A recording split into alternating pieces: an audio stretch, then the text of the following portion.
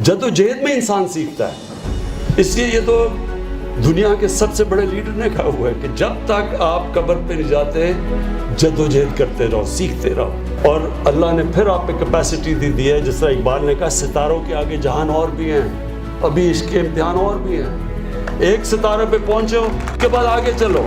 اب میں آپ کو یہ یقین دلاتا ہوں میرے سے زیادہ ٹیلنٹڈ کھلاڑی تھے، لیکن فرق یہ تھا کہ میں پہلے میں پاکستان کا بیسٹ آل راؤنڈر بنوں گا، یہ میرا ایم تھا.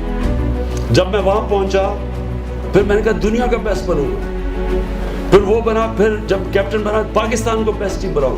ہمیشہ آپ اوپر جاتے رہتے ہیں. تو جتنا آپ اپنے آپ کو چیلنج کریں گے، یہ یاد رکھنا میری بات، آپ میں سے وہ آگے دنیا میں جائے گا جو اپنے آپ کو چیلنج کرے گا، جس کے خواب بڑے ہوں گے. جب میں نے کہا نا کہ نبی صلی اللہ علیہ وسلم، ہم کہتے ہیں اللہ ان کے راستے میں رہے گا جن کو نعمتیں بخشیں، ان کا زندگی آسان نہیں تھی.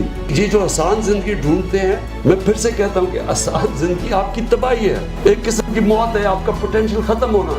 نبی صلی اللہ علیہ وسلم اور باقی پیغمبروں کا سب کے مشکل راستے تھے، کسی کا آسان راستہ نہیں تھا، لیکن مشکل راستہ ہی آپ کو اوپر لے کے جاتا ہے. رابرٹ فراسٹ کی سیئنگ ہے کہ I chose the path less trodden upon and that's what made the difference. Trodden path پہ تو سارے جا سکتے ہیں، جو بھی دنیا میں اوپر جاتا ہے وہ راستہ لیتا ہے جو باقی نہیں جا سکتے.